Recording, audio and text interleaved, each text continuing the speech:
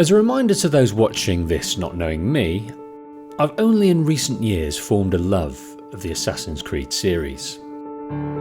In 2007 I acted upon the hype of the release of AC1 by buying it, but not finishing it. I didn't tap into the story and found the gameplay boring and repetitive. 2 years later I did the same for AC2, but I don't think I even got past the tutorial missions. I had a poor attention span for story-driven games back then, a mindset that has now, thankfully, completely changed. So randomly playing Syndicate only a couple of years ago brought me into the series. I was straight away fully engaged with the gameplay loop, enchanted by the history and setting, but was confused yet intrigued by the story. So, with a deep curiosity to learn more about the lore of the game, starting at ground zero, this series of critiques and story breakdowns represents my attempt to objectively review and understand the entirety of the Assassin's Creed lore as it has been represented over the last decade, and then some.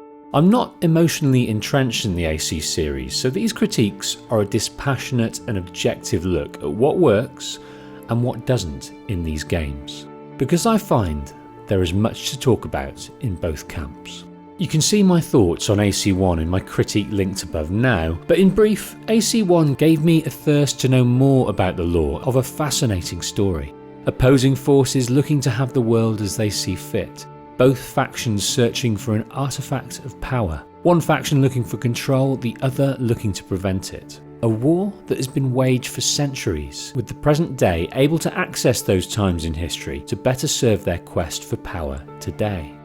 For me, AC1 was a great story, but housed in a clunky, unfinished, repetitive gameplay loop which ached for drastic improvement. I hoped that AC2 would supply that improvement. And from the premise alone, I had cause to be hopeful. A new protagonist in Ezio after my disappointment at a merely functional Altair. A new time and place in history, the Renaissance era, an era that I'm already very fond of. The arts, the politics, the greed and the power, and a promise from Ubisoft that this was going to be a bigger and better and a truer vision of what they hoped AC1 could have been had they had the time. The following critique charts my surprise, delight, frustration and disappointment of Ubisoft's follow-up, Assassin's Creed 2. If you enjoy this video, hit like. If you're new here, hit subscribe. If you're not new, consider supporting my work further via the Patreon link above now. This is Assassin's Creed 2, The Patient Critique. In 2007, Assassin's Creed 1 was released heralding a new era for open world games. Despite its many drawbacks, repetitive gameplay, a sparse and interesting world and dry protagonist, it's when he makes his rounds that I will strike. It was a startling success and sold over 8 million copies worldwide. Most that played concurred that there was something about the gameplay mechanics that showed immense promise. It just needed greater application. The devs at Ubisoft had huge plans, but time and possibly pressure from upper management led to them releasing the game sparsely populated in terms of the ideas they wanted to include. Assassin's Creed 2 was their chance to show the world what their true intentions were for what would now be a franchise. To build on already strong gameplay mechanics, to increase the choice of weaponry, to make the world more immersive, to deepen the connection to the main character, and to make a gameplay loop that truly keeps you wanting more. All the while building on the enigmatic story that made the first game truly special. But they had to do all of this inside 2 years. Starting in January 2008, they already had the framework to build on, but they had to find a brand new story and a brand new world to mesh with it. With a team of nearly 500 people across the world, without question they achieved many of the above. But in my opinion, only having around 20 months from pre-production to the game going gold, some of these hopes again slipped through the net. The following critique will break down my thoughts on the game into chapters, starting with the world.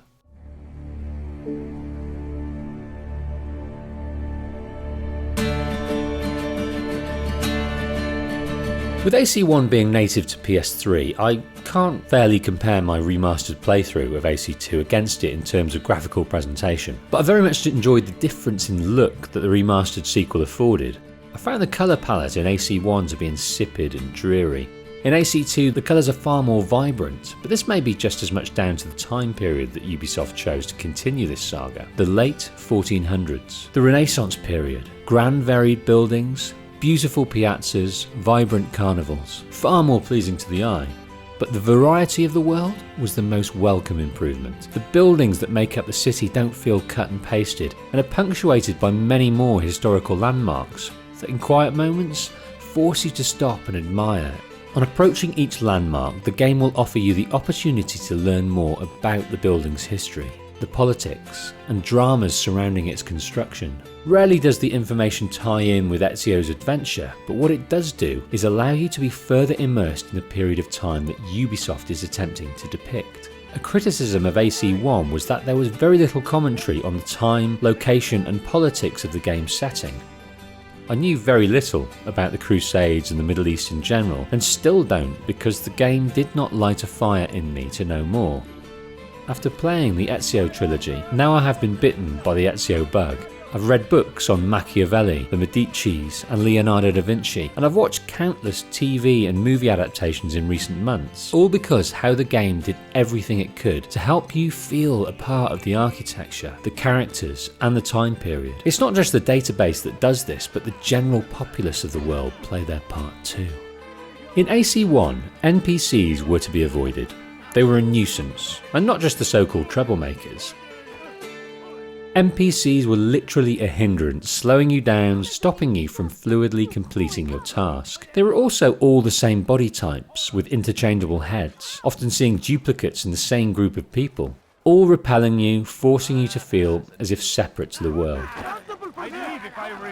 In AC2, they invite you to be part of the world, literally. Ezio now uses the crowd as part of the stealth mechanic, blending with the crowd to avoid the attention of the guards. The NPCs are more varied too, variety in clothes, facial features, behaviour and body shape. I was delighted to bump into an NPC that featured in one of the early tutorial missions. It's beautiful! Nothing but the best for you. The other woman of Claudio's boyfriend. An inconsequential character not to be heard of again, but to see her wandering around the same area sometimes later brought a smile and a greater sense that this world was living, not a thinly veiled contrived construct. I've traditional remedies. The behaviour and conversation of the NPCs is so much better. The heralds, Suspecting impurities in the news broadcasters of the age, will inform the local populace of the political landscape, and more impressive, depending on your actions in the area in recent times, will talk of the assassin in negative terms. Bumping into NPCs will call them to cry out and lament the disturbance with shock or anger. My fruity! Io, I don't believe it!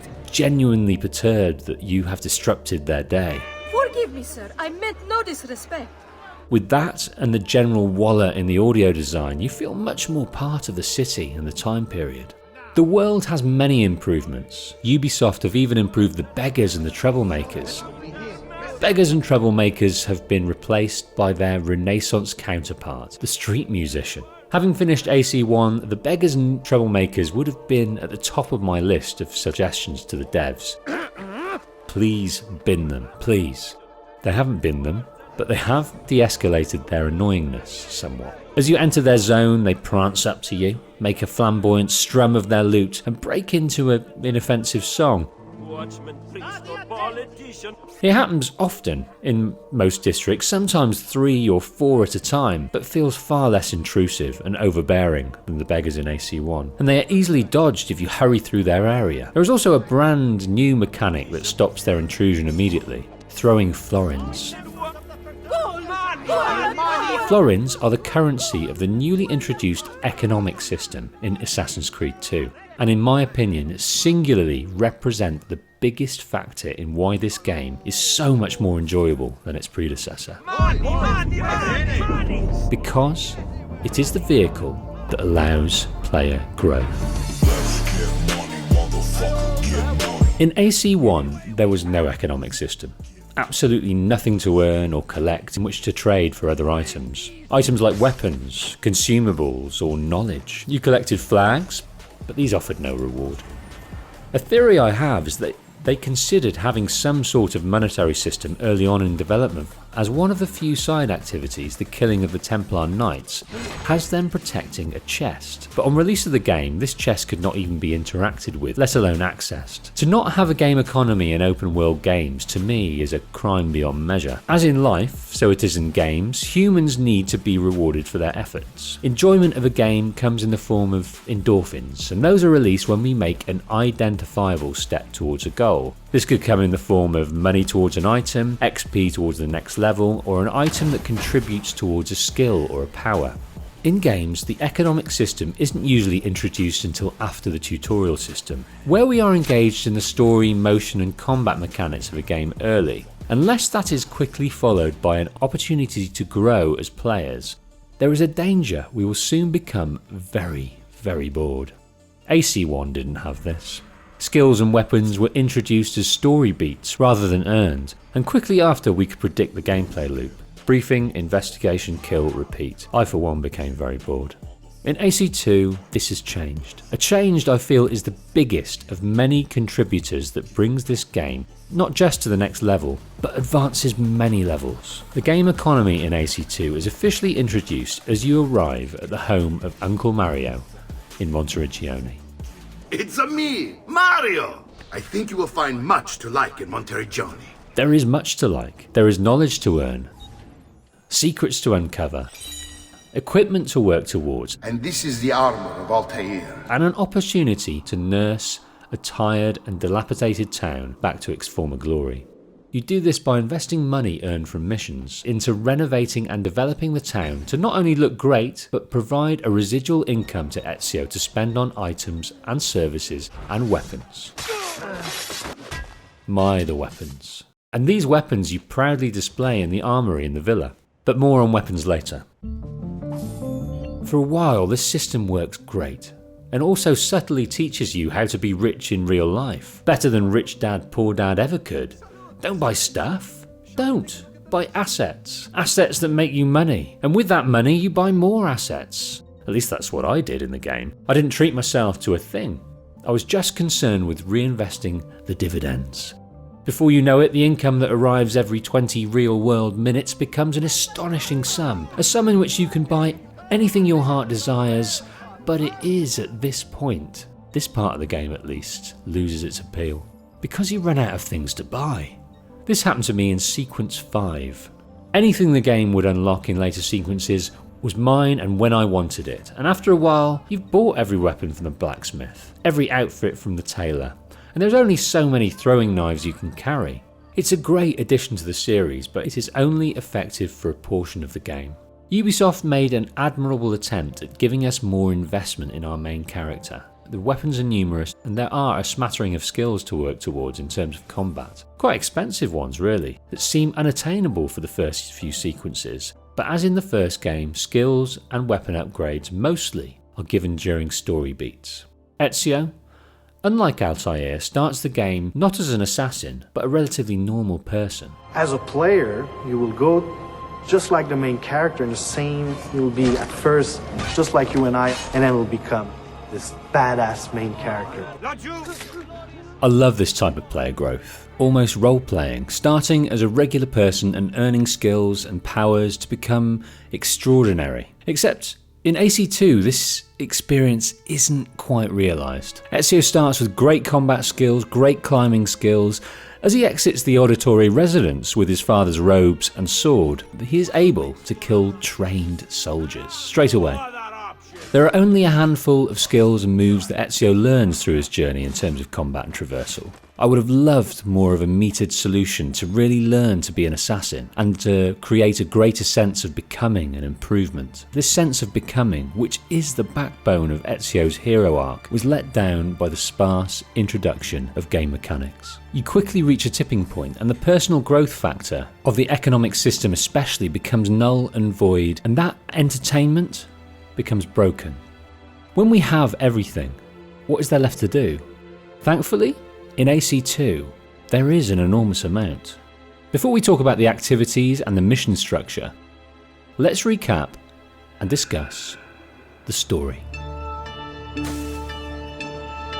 The story of Assassin's Creed 2 is one cherished by many as the finest in the series. the first time we meet one of the most beloved protagonists in Ezio. It's a much longer story than its predecessor, more interestingly told, with more characters that supply more varied missions. It's certainly one I enjoyed, but amongst that enjoyment was frustration, confusion, and even some disappointment. I'll go into these moments as well as praising some great moments, but first, so we're all on the same page, let's recap the story. Just to warn you though, I tell it better than Ubisoft did, and that's not hard. We have to go. Desmond Miles is an assassin, imprisoned, about to be freed. Freed from a prison named Abstergo. Abstergo is the corporate company with a sinister secret. It is a front for the Templar Order, an ancient organisation hell-bent on power and control. Tools of their control and objects of their obsession are pieces of Eden. Artifacts that bend minds to the holder's will. Desmond, forced to help Abstergo find them using the Animus, a machine that taps into the user's lineage, a machine Abstergo are using to uncover secrets. They have the map to find more and need to be stopped. Luckily, Desmond has an ally. Lucy Stillman, an undercover assassin, is going to break him free. But before they escape to the assassin hideout, Desmond needs to synchronize with a new ancestor. An ancestor that will aid in their war against the Templars. What shall we call him, my love? Ezio. Ezio Auditore da Firenze. Florence, 1476. At the height of the Renaissance movement, a time of great cultural advancement. Science, art, but also money and power. Ezio was born into this money and power. A member of the Auditore banking family. Friends of the Medici. It was a carefree time for Ezio. He had a loving family, supportive friends, and a way with women. Life was good. They never change. But unbeknownst to Ezio, his life was about to be changed irreparably. The Auditores have enemies.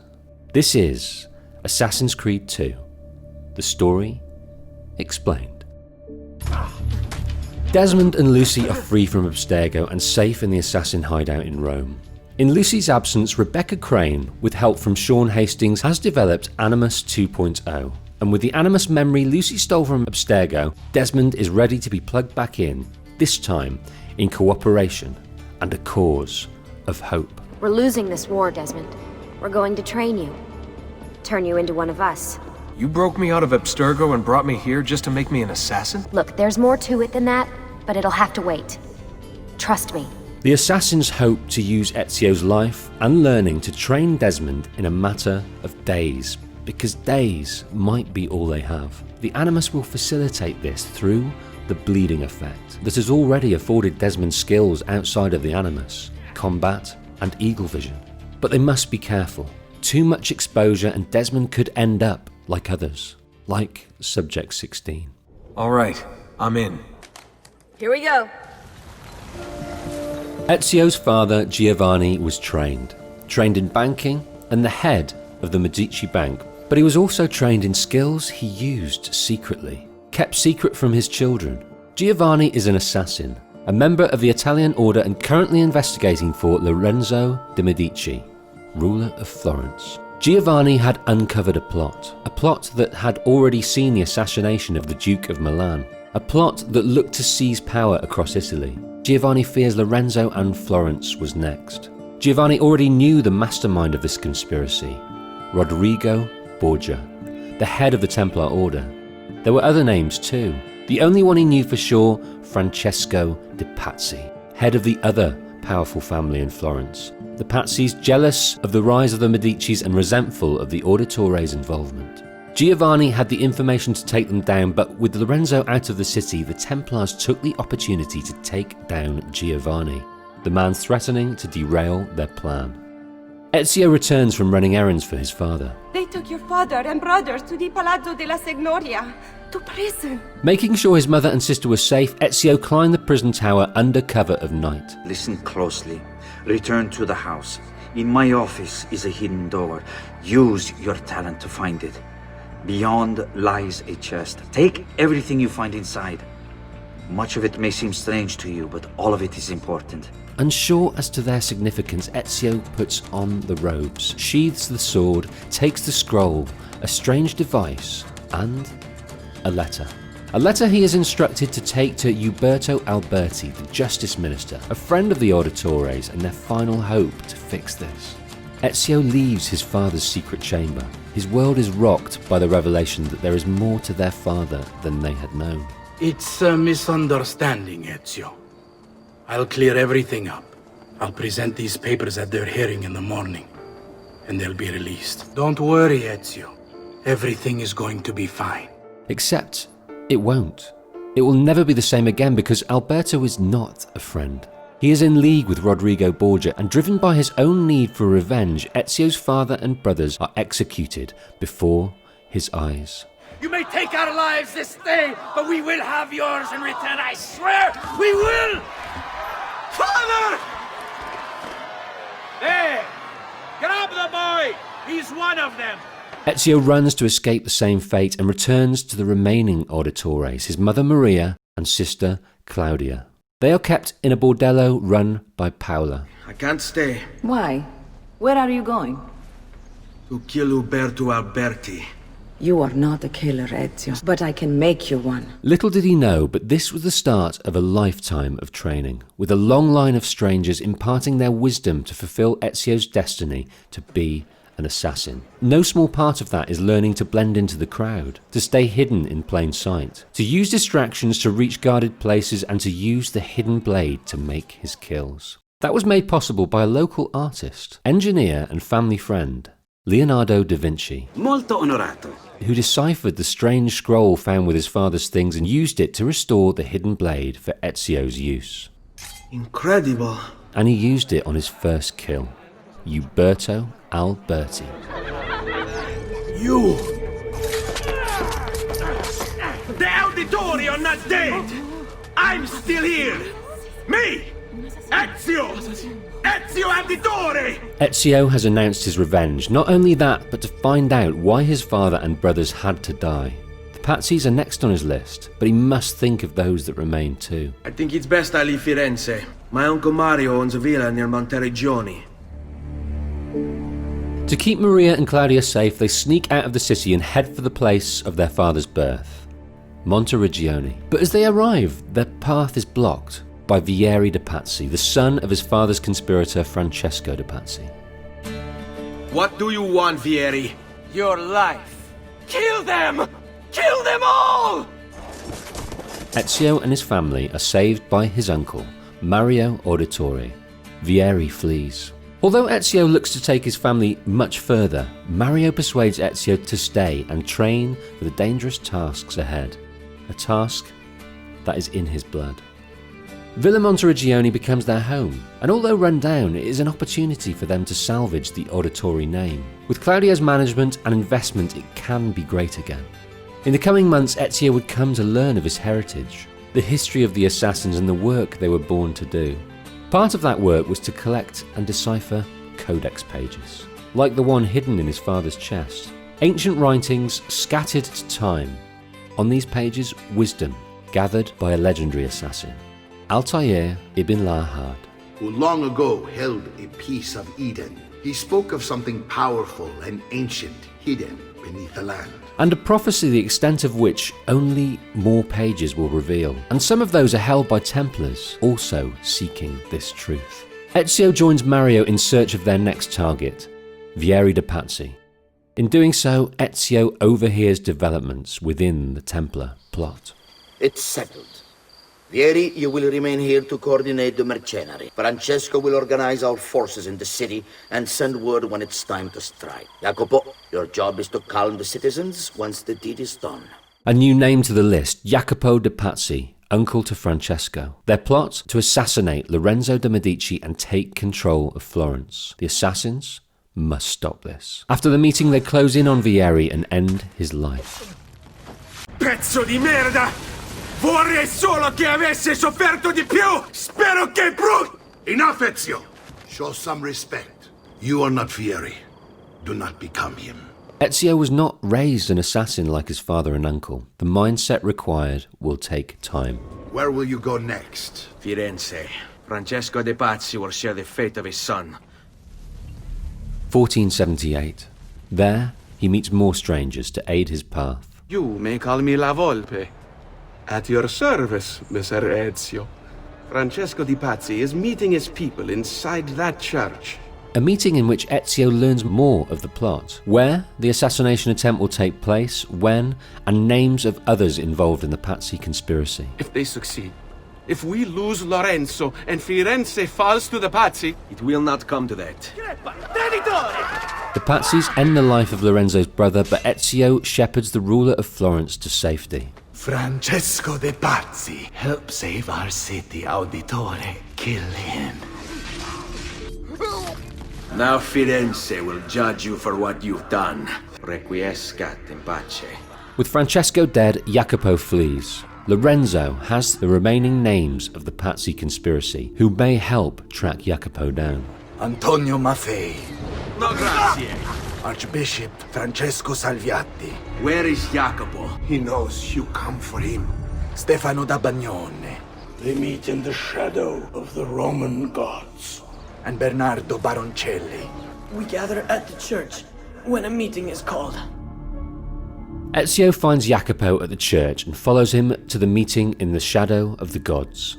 Furious at the collapse of his plan to take over Florence, Rodrigo Borgia kills the last of the Pazzi conspirators and calls out the assassin that foiled his plans. Did you honestly think I wouldn't expect you to follow? We've been at this a lot longer than you. Kill him. With 4 years of training behind him, he escapes the trap, and with Florence saved, he heads for Venice to learn more of the next stage of the Templar plan and close in on those that took his father and brothers. Desmond needs to take a break. The bleeding effect, although useful, must be carefully managed. So, how am I doing? You've picked up every single one of Ezio's skills. The adoption rate is fantastic. Another day or two and we'll be done. But Desmond is hallucinating, accessing memories outside the animus of fate that befell Subject 16 before he died. But before he died, he left a message, hidden in the animus brought over to 2.0. This message is broken up into fragments and scattered around Renaissance Italy. When whole, this message will be vital in understanding the origins of the Pieces of Eden. Whilst reliving Ezio's memory, Desmond needs to collect these fragments. Venice, a city where trade is strangled and monopolised by the merchant Emilio Barbarigo, a member of the Templars and key to Borgia's plans in Venice. Ezio knows this is the next man on his list, but the palace in which he resides is too well protected and armed personnel too numerous. He will need help. Help arrives in the form of Antonio, Rosa, and their band of thieves. We know all about you, Ser Ezio. Your work in Florence and the rest of Tuscany. Good work, too, if a little unrefined. As Ezio helps break down Barbarigo's hold in the city, both Ezio and Desmond add more strings to their bow in becoming more rounded assassins. Your good work has restored us to our former strength, Ezio. We are ready to strike. Your little house of cards is crumbling, Emilio. Do not be afraid. I sought unity, stability, order. At too great a cost. Emilio is meeting with a man named Carlo. Carlo Grimaldi. He sits on the Council of 10. I have a meeting to attend. That meeting is attended by Carlo, Rodrigo Borgia, and 3 others. Those men are Silvio Barbarigo, cousin to Marco, and Marco's bodyguard, the loyal and dangerous Dante Moro. All of them Templars, looking to take control of Venice. After attempting to draw the current Doge of Venice to the Templar way of thinking failed, Carlo Grimaldi was to poison him, with Marco taking the seat of power. Another city, another plot, another building Ezio must infiltrate, but this time to save the Doge of Venice and the city from Templar hands. With Antonio's help, they recce the palace where the Doge resides. I must warn you, it's not going to be so easy this time. Palazzo Ducale is the most heavily guarded building in Venezia. Nothing is impenetrable. But not by traditional means. He needs the help of the genius inventor Leonardo and his yet untested flying machine. Like an eagle, Ezio descends on the roof of the palazzo to the rescue of the Doge. Stop! Signore, don't drink that! But he's too late. The Doge is poisoned. Ezio catches up with Carlo Grimaldi. With the Doge dead, the Templar plan is still on track, as Marco Barbarigo takes his place. Ezio waits for his chance to unseat him, and uses the Carnival as cover to do so. As Marco gives a speech to the revelling crowds, Ezio strikes. With Rodrigo Borgia away in Rome, Silvio and the bodyguard Dante are all that remain of the Templar plot in Venice. Silvio has amassed an army in the military district. In order to break that control, Ezio must have an army of his own. Bartolomeo d'Alviano is the man you seek. About goddamn time! He and his men have little love for Silvio. With his help, they storm the district. Now Silvio will see just how grave a mistake he's made. Ezio catches up with them both, fleeing towards a departing ship. Why the boats? I thought you sought the Doge's seat. Just a distraction. We were meant to sail. Sail where? I'll never tell. Cyprus is their destination. They want... To find out what the Templars sought in Cyprus, Ezio would have to wait 2 years. Time for Ezio to find and decipher the remaining codex pages, and with the help of Leonardo, he revealed more of the prophecy. The prophet will appear when the second piece is brought to the floating city. A prophecy hidden in the codex, leading to an ancient vault that holds something very powerful. What if that's why they sent the ship to Cyprus? To find this piece of Eden? The killing of Mocenigo, even the Medici, my father and brothers. It was all part of his plan. To find the vault, the Spaniard. The Templar boat returns from Cyprus, carrying the piece of Eden. Ezio infiltrates, disguises himself, and joins the triumphant Templar soldiers, carrying the much-longed-for piece of Eden to the waiting Rodrigo Borgia.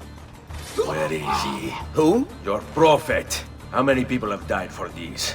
I am the prophet. Now give me the apple. Borgia guards descend, but to Ezio's surprise, so do his allies. All the people that have shaped him and helped smooth his path over the last 10 years. 10 years of vengeance. These seemingly disconnected individuals come together to see off the Borgia soldiers and protect the apple. They do so, but Rodrigo Borgia escapes.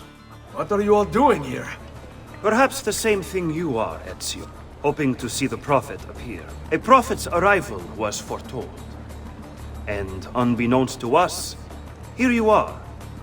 Perhaps all along, you were the one we sought. A new face for Ezio, but Niccolo Machiavelli will explain the tie that binds all these people, these friends. They are assassins. It's true, Nipote. We have all been guiding you for years, teaching you the skills you would need to join our ranks. That night, Ezio is officially inducted into the Brotherhood. We work in the dark to serve the light. We are assassins. Nothing is true. Everything is permitted. The apple is the assassin's possession, and more weight is added to the theory that Ezio is the prophet foretold as the apple reacts to his presence. This must never fall into the wrong hands. Ezio, you must protect this with all the skills we have taught you. They have the apple, but the Templar plot is still alive and well in the hands of Rodrigo Borgia, and it will be another 10 years before the assassins are able to strike again. 10 years to source the remaining codex pages while locked in a seemingly perpetual struggle to keep hold of the apple. But keep hold of it, they do. 10 years later, with the apple in hand, the year is 1499. Rodrigo Borgia has extended his power throughout Italy and the world, as he is now Pope. And for the assassins, the time has come. Let us finish what you and my father started all those years ago. Perhaps now we can finally make sense of this prophecy and put a stop to whatever it is the Spaniard is plotting. We should start by locating the vault. The codex pages will lead us to it. When the pages are brought together with the apple, they reveal a map. A map that reveals the location of the vault. It exists in the Vatican City. It looks like the vault is in Roma. Then the Spaniard. This is why he became Pope. Not only did it give him the power to spread the Templar influence through Italy and the world, but it gave him access to the vault and to the papal staff. The Codex always spoke of two keys. 2 pieces of Eden needed to open the vault. Papal staff is the second piece of Eden. While the other assassins cause trouble in the city of Rome, Ezio uses the distraction to infiltrate the Vatican during Rodrigo Borgia's papal sermon to the cardinals in the Sistine Chapel. Requiescat in pace, you bastard! I don't think so! How is it you resist? I see. Kind of you to bring me the apple. You will give it to me. As you wish.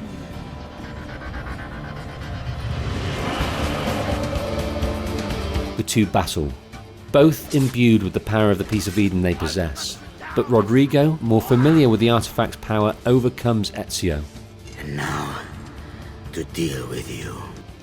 He now has both pieces of Eden and the location of the vault.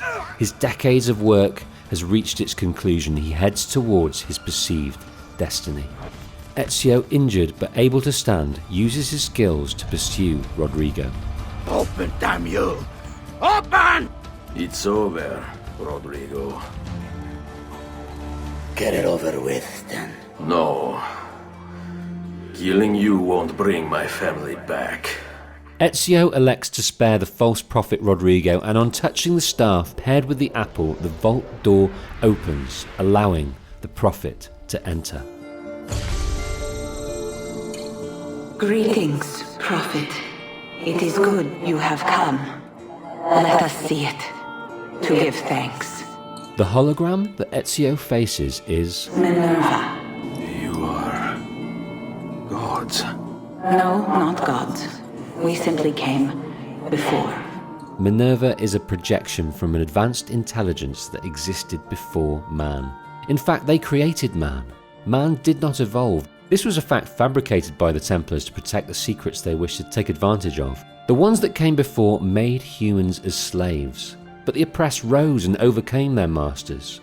Shortly after that, a celestial event occurred that wiped out almost all life. Those that remained from both sides worked together to rebuild. Even when we walked the world, your kind struggled to understand our existence. You may not comprehend us, but you will comprehend our warning. Our words are not meant for you. I do not wish to speak with you, but through you. You are the prophet. You've played your part. The person Minerva was to commune with is Desmond. Through the Animus to deliver a message, to warn of the coming of another celestial event, an event that could literally shake the world to its core, taking some, if not all, of humanity with it. The ones that came before have now died out, but what they left behind was vaults like these, temples, within them the wisdom to help humanity stop the catastrophe from ever happening again. Desmond is chosen as the one to bring this about. You must find the other temples, if you can find them. If their work can be saved, so too might this world. Be quick, for time grows short, and guard against the cross, for there are many who will stand in your way. We are gone now from this world, all of us. We can do no more. The rest is up to you, Desmond.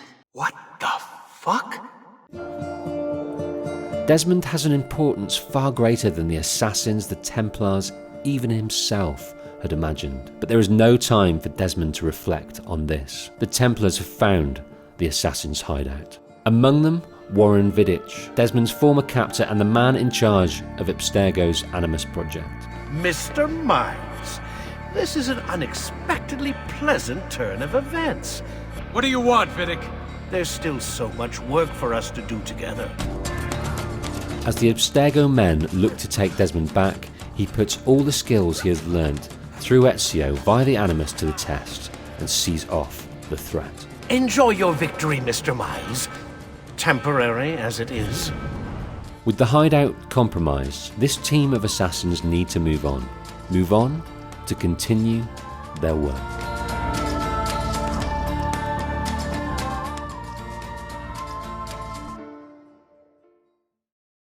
So there we have it, the story in its entirety. Sometimes when watching a movie or a TV show, in the credits there will be credits that read "Story by," and then screenplay by. Then you might get edited by, and of course the final credit we see will be directed by. Assassin's Creed 2 has a wonderful story. The premise is superb. An odyssey of revenge over 30 years by a boy who had his father and brothers that he loved and respected ripped from his life. It's a slam dunk of a story, but one, for me, Ubisoft very nearly failed to pull off. The story of AC2 was enjoyable, but only because of the story and in spite of the script, the direction, the editing, or the structure of the scenes. And I think it is the structure that lets it down the most. The biggest failing is how they represent the passage of time. The game often jumps in time in between sequences, but the only thing to notify you of this is a small date in the bottom corner as we start a new sequence. That's fine. They are revealing that jump to us, except by the time you get to that start of the next sequence, I at any rate forgot what year we jumped from. Okay, so it's 1499. What was the last date? So we don't know what the stretch of time is that Ezio is experiencing. After my first playthrough though, I had no idea that this game was set over 30 years. It was only reading up on it afterwards that brought me that knowledge. For example, after Ezio retrieves the apple towards the end of the game, there is an 11-year period before Ezio heads for the vault to take out Rodrigo Borgia. Ezio retains the apple in 1488. And it's in 1499 when we finally catch up with Rodrigo again in Rome. The time just jumps. No explanation of what has been happening in the interim, no montage or device to show that time has passed. Rodrigo is now Pope. They did fill at least some of that time with something, of course. 2 bits of added content that in the remaster they included sequentially. We shall delve deeper into those crimes later on in the critique. Considering it is a franchise based on time, they have no clue how to represent it. Maybe Ubisoft could have used the present day to break this up and explain the jump in the interim. Have Sean and Rebecca give us some prep and backstory in conversation, but there's nothing. We had some pretty good exposition from Sean regarding the Templar targets throughout the game in the form of the database prompts. Something like that would have worked great to show the passage of time and also fill us in on what the characters were up to in that time. The Assassins, the Templars, and the new Borgia Pope. Instead, what we have, as we enter the final sequence, is Sean's voice on the loading screen. Of course. How could I have forgotten? You want to share with the rest of us? Rodrigo Borgia is elected Pope in 1492, which means Ezio's greatest enemy is now also the most powerful man in Italy. Always wanted to visit the Vatican. Large swathes of the story feel like that. It feels like they forgot to tell us something. And in their rush for coherence, they bridge gaps with poorly written and contrived arbitrary scenes, or like this, a rushed voiceover. I'd love to know for certain, but my money is on that Sean's voice here was a band-aid to cover something that they did not think to include until the game was undergoing quality control. They only took 2 years over this game, and it is in this area that it shows the most, the sculpting of the narrative. I think the creatives within the studio would have loved more time to shape and craft the story to mesh better with the mission structure, but the upper echelons of Ubisoft were keen to hit deadlines, I'm sure.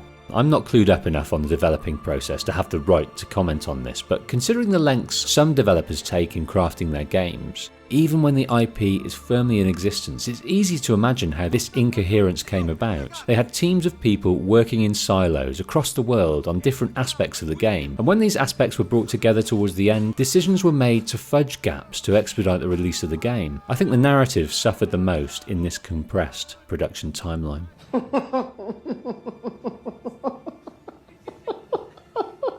So like a bad comedian, not only did they neglect timing, but the equally important delivery was at times a real problem. The following are a few examples where story could have been delivered much, much better. There exists a live-action film preluded to the story called Assassin's Creed Lineage that follows the story of Ezio's father Giovanni Auditore as he begins to uncover the Templar plot to take control of power in the major cities of Italy. Helpfully, they do include it within the menu of the remaster. Giovanni is part of the Order in secret, at least from the outside world. It's alluded to that his wife knows the full extent of his alter ego, as perhaps does his elder son Federico, but his middle son, Ezio, The apple of his eye is kept from this burden, at least for the moment. But the way the characters are captured and the story is told, he suspects something. He has an emotional intelligence that reads his father, and indeed he suspects as much as to spy on him. This gives the character of Ezio a sense of becoming, a gradual move towards a destiny. Although the live-action prelude is obviously low budget, it is artfully crafted and well enough planned and directed as to understand the family and Ezio's arc of understanding and position in the world. He's a wizened spirit, and knowing his abrupt evolution to an assassin is to come. The short film lineage is meant to be canon, but with regard to Ezio's character, you'd be forgiven for thinking that it's not, because the in-game Ezio does not exhibit this wisdom or understanding or intelligence. Within the game cutscenes, this spirit is not communicated, the emotional intelligence is not present, and the response to circumstances do not make sense. The storytelling does not do its job adequately. We'll go into the character of Ezio in some more depth later, but just to touch on him here. Ezio is introduced almost immediately as a privileged, perhaps entitled young man wrapped up in the perceived importance of youth. Ego, pride, tribal conflict, youthful exuberance with his brains in his breeches. But little is communicated about the promise he has to become the assassin to follow in his father's footsteps. Well, there is his natural agility, of course, but the only other indication of these inherent skills is when his father asks him to use his gift of perception, eagle vision. Father said there was a door here. To source the secret entrance to his father's secret chamber. Conversely, a gameplay mechanic that would be mirrored in perfect storytelling language later as he discovers the chamber to the temple at the game's conclusion. This good storytelling technique is the exception that proves the rule, and one of only a few adequate examples of good story or character exposition that Ubisoft display in telling this story. Giovanni is aware of the lineage he represents. Indeed, he is a great-grandson of Domenico Auditore, an assassin who once guarded the Codex, but broke the spine of the book and scattered the pages far and wide to keep the Templars from its wisdom. Giovanni is aware of the importance of the work he does and the need to pass this responsibility on to his sons, as his father did before him to Giovanni and his brother Mario. He knows of Ezio's promise in this regard, but this is not communicated to us. As storytellers, Ubisoft failed to shape Ezio into the character we needed him to be as he put on those assassin's robes. As it stood at this point, we saw Ezio as entitled, narcissistic, womanizing, carefree, and completely oblivious to his father's alternate identity. To us, he had no clue. So when his father, locked up in the tower awaiting execution, asked Ezio to find his secret chamber and take the letter and other items inside, he did so. Not only did he take them, he puts them on without question, without acknowledgement of the revelation, the significance. This was supposed to be a becoming, but because it came from nothing, it had little impact and quite frankly did not make sense. After playing the game, I read the book, Renaissance by Oliver Bowden. In it, the story is told, only slightly better, but it speaks to an internal monologue that draws him to put on the robe, as if destiny led him to it.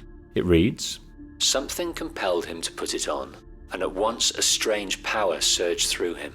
This is clumsy and rushed, but it is enough to be sold on this transformation. As it stands, the Ezio we know in the game had not been developed enough as a character to have any hint that he is aware that he even had a destiny. As far as we know, the only destiny he is aware of is that of becoming a banker, like his banker father. What we needed here, however clumsy it might be, is for Ezio to commentate this as an inner monologue, to express the surprise of what he finds here, maybe to flash back to a moment he suspected his father as a younger boy and to name-check the emotional draw he has to the robes. This would not win any story awards, but it would sell us the character arc enough for the story not to jar or confuse. So Ezio dons the uniform and weapons that once belonged to his father. It's abrupt, we are jarred, but we move on and follow him into the pivotal moment in the life of Ezio Auditore da Firenze. The loss of his father, his brothers, and the betrayal of what was thought a family friend. Now this was a powerful scene, really well done. Getting a glimpse of our main antagonist at the gallows is a nice touch. We sense a conspiracy, a plot that needs avenging. Yet story-wise, the setup lets it down again. I wish we had a few cutscenes as part of the opening hour or two of the game that had the family as a whole together. A family meal maybe. There we can feel the closeness of them, maybe understand the dynamic a little more, feel the love and expectation from the mother and father. All we hear about in regard to Ezio is his mother's muted disdain at his womanizing. You should find an outlet. I have plenty of outlets. I meant besides vaginas. And his father's false disdain that hides a paternal pride in these antics. Your behavior is unacceptable. It reminds me of myself when I was your age. Nothing to sense the weight of destiny. So when we reach this point, although powerful, not nearly powerful enough. If the story told in Lineage was incorporated into the game more, Giovanni's expectation, the strong family bond, Ezio's awareness that his father may represent something he does not quite yet understand, then this moment may have landed for us. As it was, it seemed rushed, out of context, and ill-planned. So here is an example of good story exposition that sets up a tragedy. Tommy, listen to me. 4 years after AC2's release, The Last of Us produced the finest example of what I'm trying to get across, setting up a protagonist relationship dynamic before ripping it from him. You kept complaining about your broken watch. So I figured, you know. You like it? Honey, it's What? nice, but I think it's stuck. It's not... What? No. Oh, ha ha. It was only brief, but every sentence of this cutscene between Joel and Sarah is measured for us to buy into their struggles and their bond that would leave Joel swallowed by repressed grief for 20 years. In AC2, we only got a little bit of that connection with each individual family member, all of them very brief, tacked on to a tutorial quest. What are you doing out here, Petruccio? You should be in bed.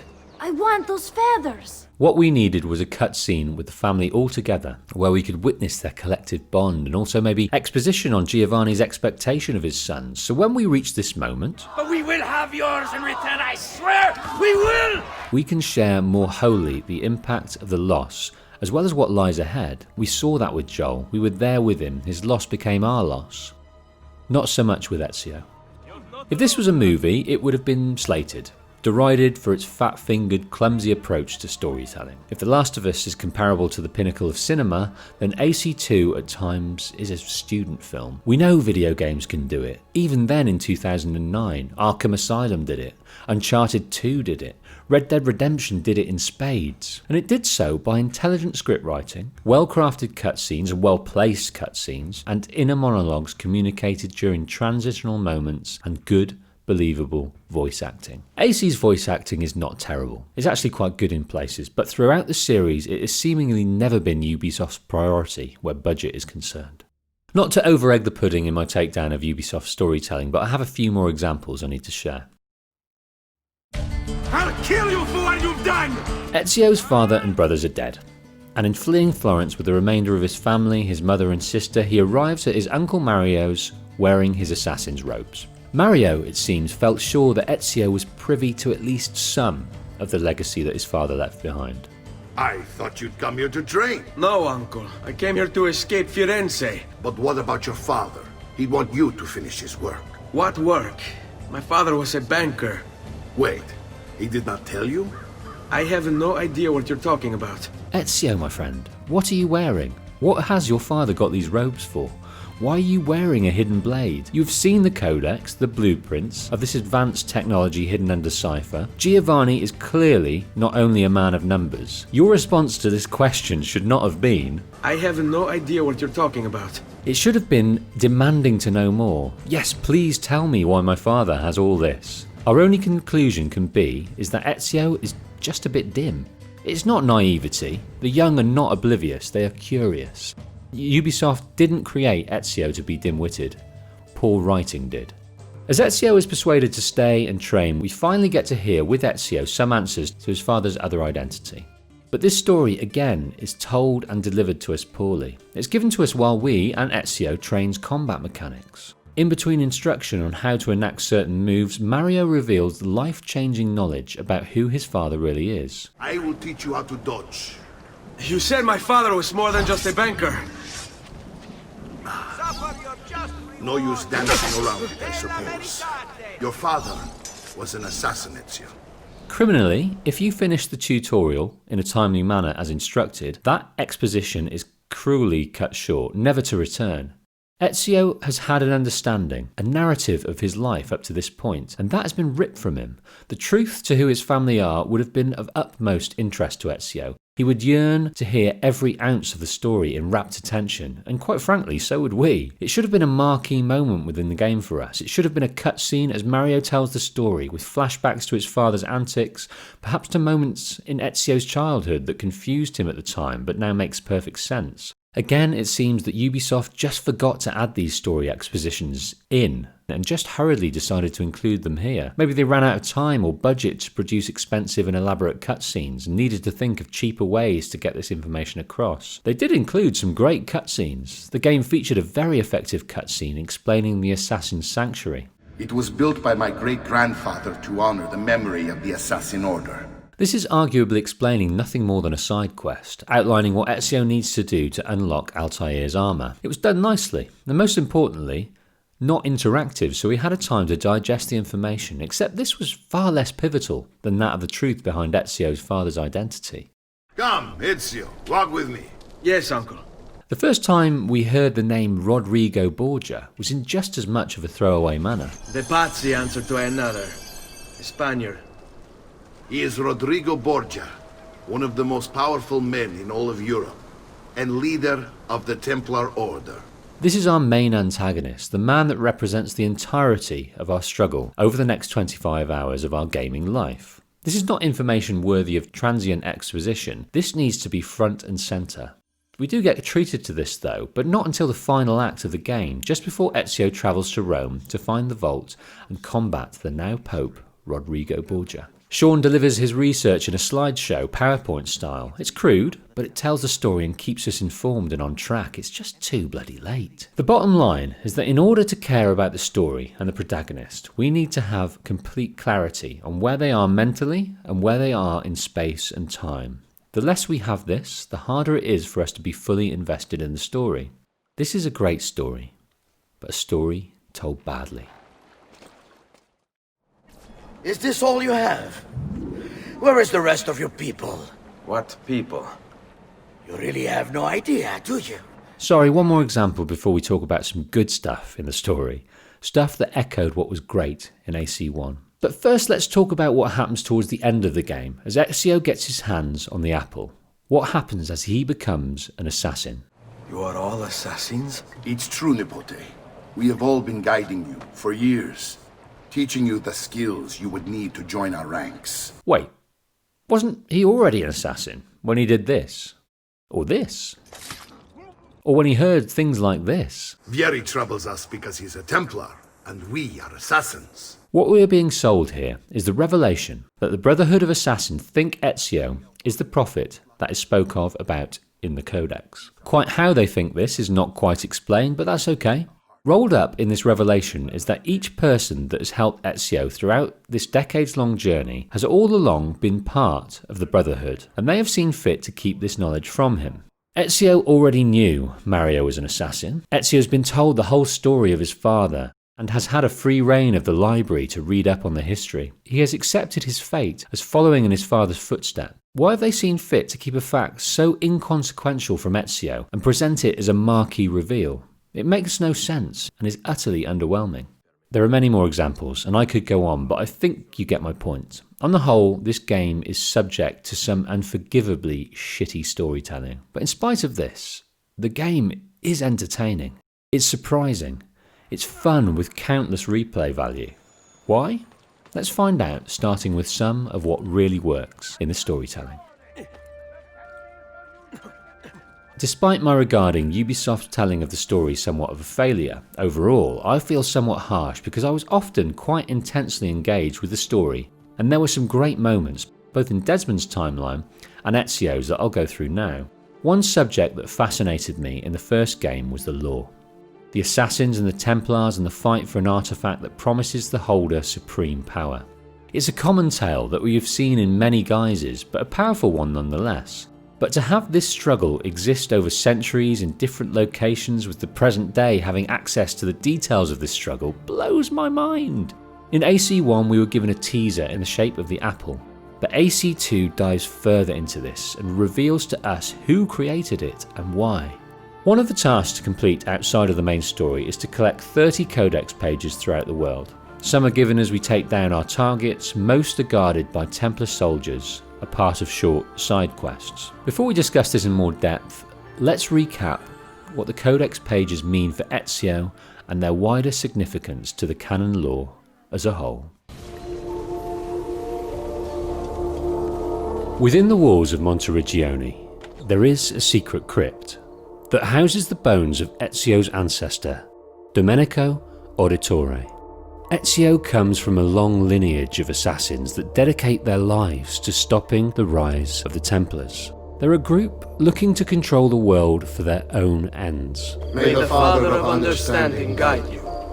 Like Ezio, Domenico's induction to his family history was abrupt and without warning, a revelation that changed his life irreparably. Domenico, Ezio's great-great-grandfather, was alive at the same time as the great Marco Polo. Something happened in 1321, yeah? Polo encountered the assassins while visiting Kubla Khan. This must be when he obtained the codex. And it was Marco Polo that brought the codex pages to Venice. The codex pages is the personal journal of Altair ibn Lahad, mentor of the Levantine assassins and successor to the shamed Al-Mualim. Go and claim your prize. The pages survived the clutches of the Templars and were eventually entrusted to Domenico, but the Templars were closing in.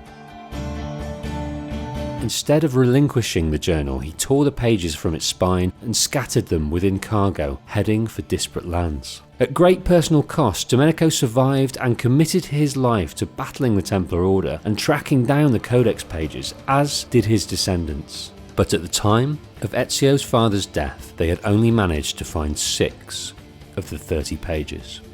Ezio's first encounter with a codex page was when his father requested its retrieval from his secret chamber hours before his death. Along with the pages were documents, his assassin's robes, a sword, and a broken bracer. This revelation of his father's secret identity would unlock the destiny and purpose Ezio has unconsciously always sought. Each time I take on my father's work. It would take Ezio 23 years to find the remaining pages, and it was in the study of Ezio's uncle Mario that they would store and study the pages they sourced. Some of the pages would be found on the person of the high-level Templars of Italy. Some were being guarded at secret locations. The pages were encrypted, and before now only Giovanni Auditore had known how to decipher them.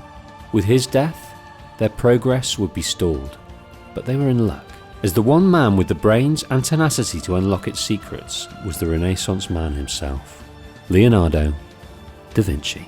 Molto onorato. His passion for ciphers and knowledge of engineering not only unlocked the secrets within the pages, but also allowed him to interpret blueprints within, speaking to his passion of engineering.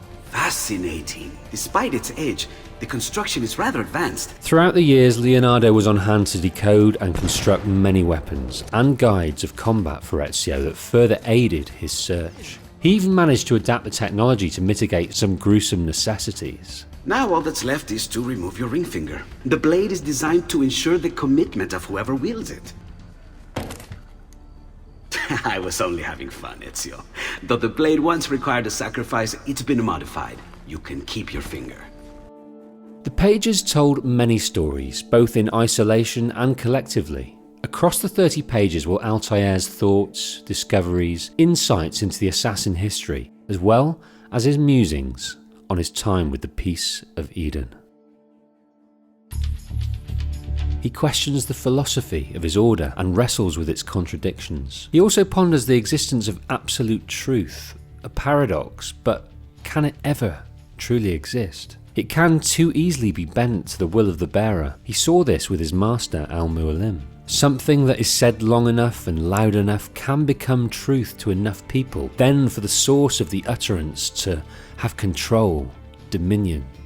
Since that time, Altair has championed the Order's need for tolerance. He also understands that in order to have a chance against their enemies, the Templars, they must do away with their fortresses and attack them from the shadows. Altair also talks of his own life, how his childhood was devoid of warmth and love, as was the way with the Order as assassins were trained from a young age. He laments that assassins should be allowed to love their children, and he vowed to do so himself. Although his quest for love was stifled early on when he lost his first love, Ada, Any news of Ada since she left? No. How sad. he would love again in Maria and have the children he so desired to love. Altair's intention is that these pages live on and help sculpt the future, to incorporate his ideas and use his discoveries for good. And those discoveries were many, and they came from his possession of the apple. He once vowed to destroy it after witnessing its power in the hands of Al-Mualim, and now knowing that it gave power to people of the past. But he knew he could resist its power, and resolved to study it. He knows it has a story to tell. He knows it gives knowledge. After all, the apple was instrumental in designing the weapons that Ezio now so gracefully wields. But from the apple came knowledge no earthly human could at present fathom, like the interaction of the planets with the sun, as well as our own planet's shape and expanse yet undiscovered. Altair also experienced the apple's knowledge based in time. Through the lens of the apple, Altair saw destruction, both in the past and a possibility of it in the future, as well as a race of man he describes as the ones that came before. A race that succumbed to this destruction. Altair's discovery through the apple would take a lifetime. Now old, he was growing tired and recognises moments that his resistance to the apple may fail. After all, the power of the apple may well prolong his own life. Can he resist that? Altair resolves to hide the apple on the island of Cyprus, the island currently under control of the assassins. There, in a treasury, the apple will be safe from himself and protected by the assassins until needed for its ultimate purpose. Here, the pages end. Altair knows that the apple contains a message of great importance that is reserved for the presence of a prophet. And Altair has long understood that that prophet is not him. Each page speaks of Altair's thoughts and discoveries, but as a collective, the pages add up to a map with locations of several vaults, the contents of which have yet to be discovered. After almost 200 years, Ezio has reunited the pages of the Codex, and with the help of his order, they are ready to seek access to the vault that resides under the Vatican City. I cannot get enough of this type of storytelling. It drip feeds us pieces of a puzzle that not just make up the map of the world where the vault is, but paint a picture of who Altair became after the events of Assassin's Creed 1. But not quite a full picture, just enough to further our intrigue, and also the wider significance of the origins of this strange technology. Once we arrive at the start of the final sequence, the assassins are gathered in Mario's study in Monteriggioni. The Codex pages you have sourced so far hang on the wall, but you cannot progress any further until you source all the pages. First of all, I like this decision from a gameplay point of view, because it forces you to go and experience more of the world before you complete the story, and possibly sample some of the other missions you've been ignoring up to now. But I also love that it gives you the opportunity to slowly read the pages that build up a mystery in your mind. The apple might be in Cyprus, mention of a cataclysmic event, and of a supreme race long extinct. Not to mention the scratch to the itch of more from Altair, because unlike Ezio, Altair was incredibly two-dimensional. We heard little inner monologue from him during the game, which left us wondering as to who he really is. The Codex pages give the insight into his character we sorely missed from AC1, and it even left me wanting more. He is a fuller character because of these pages. We learn about his loves, his children, his philosophies, as well as his ponderings fueled by the things he learned from the apple. The most intriguing of which is alluding to the ones who came before. The question of who they were was emphatically answered, both in the game's finale and in a side task, which is to find the glyphs left by Subject 16, the descendant that preceded Desmond in Abstergo's headquarters in Rome. Before we discuss this, let's remind ourselves of what we experienced in hunting those glyphs. When Desmond arrived as Abstergo's prisoner to help them source more pieces of Eden, he became the 17th subject to do so. The 17th subject to be plugged into the Animus and access the memories of their ancestors. The Animus is a relatively new technology with enormous benefits to Abstergo, but the downsides are evident and the extent of which are yet unknown. Prolonged exposure to the Animus can have, side effects. You haven't shown any of the symptoms. Symptoms? What symptoms? Degradation of cognition, temporal hallucinations, multiple awareness issues, overlapping realities, you know. What we're saying, Desmond, is if you're not careful, you may not need the Animus to visit with your ancestors, which wouldn't be a bad thing, assuming you could control it. Up until now, though, no one has. Subject 16. Desmond's predecessor was locked into the Animus for extended periods. His personality overlapped with that of his ancestors and over time drove him insane. But despite his insanity, he felt duty-bound to leave a message for those to follow. A warning. It started with 16. Ah, good old Subject 16. He repainted my room, you know. With his blood. As the bleeding effects started to reach Desmond, he was then able to view those messages with eagle vision. After everything the Templars put him through, after everything I put him through, it's all scrambled. If we hadn't pushed 16 so hard, we'd have the answers already. The symbols in the Animus Project seem incoherent, at least to Desmond, but Subject 16 left more. There's one of the symbols. What does it mean? He left messages within the core of the Animus itself. These came in the form of glyphs that were found by Ezio and can only be deciphered by Desmond whilst in the Animus. Wait, that's not possible. That's computer code. This code got into Animus 2.0 in the Assassin's hideout after Lucy stole the memory core from Abstergo. Subject 16 had hacked the system whilst left alone in between sessions. Hello, they call me Subject 16. I don't have much time. There's something I have to show you. Everything we've been brought up to believe, it's wrong. I've uploaded the evidence, the file that proves it all. Due to a mixture of paranoia and legitimate diligence, Subject 16 splits this evidence into 20 pieces and places them as glyphs, symbols across the sides of buildings in Renaissance Italy. Find it. Find them all. And along the way, you'll begin to see the truth. These pieces in isolation are just glimpses, a few frames of moving imagery, and they are hidden behind a puzzle that reveals a code. But the nature of these puzzles also tells its own story. The story of the centuries-long quest of the Templars towards world power, and the assassins' struggle to prevent this, and the part the Pieces of Eden played in this struggle, the power it afforded those that held it. But this power was seemingly subjective. Sometimes the bearer had benevolent intentions, the artifact used to rise up against tyranny in the hands of Gandhi, or to reach enlightenment under a tree in the hands of Buddha, or to simply entertain in the hands of Houdini. But the urge to use for personal gain was far too strong.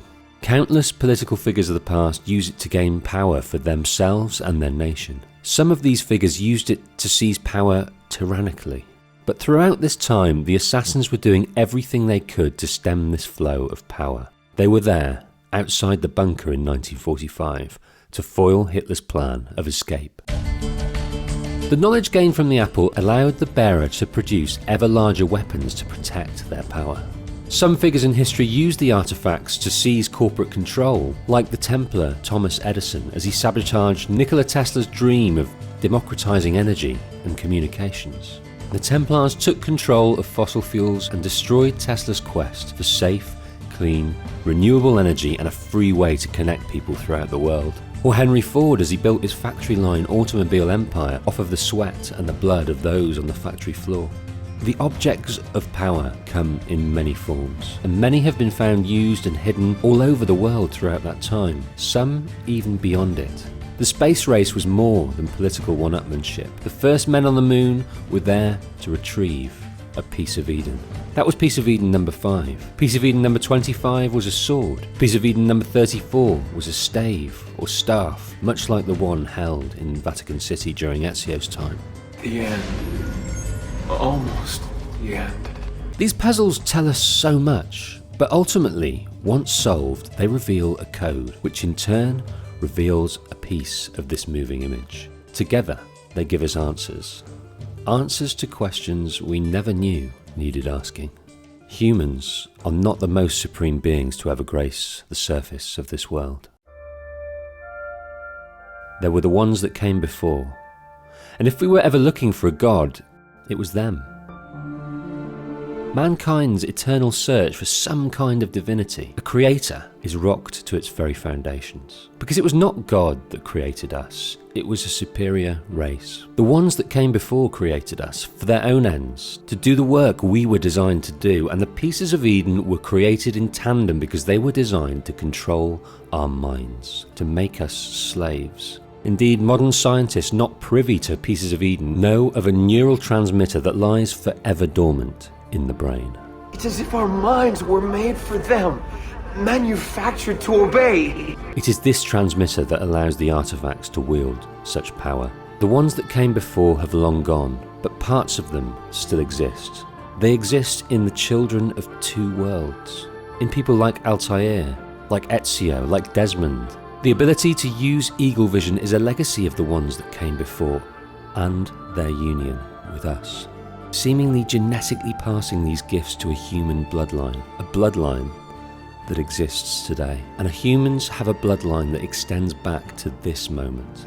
The moment that Adam and Eve are cast out by the ones that came before and take the forbidden fruit with them. They broke free from their shackles and forged their own path, and because Subject 16 is part of this bloodline, he was able to access the memory of his ancestors Adam and Eve and produce evidence of this secret.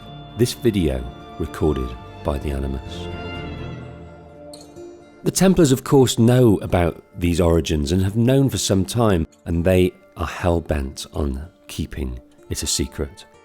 They deem it vital that the origin of humankind be kept from the world. It was them that fabricated a missing link to keep this revelation from surfacing. It's getting harder. All the pain across time. It hurts too much. With all this work, accessing all these memories, little by little it became too much for Subject 16 to struggle on, and when his work was complete, he took his own life, sending his consciousness to the ether. My mind is gone. He'd be able to explain the whole thing to us. If only we could ask him.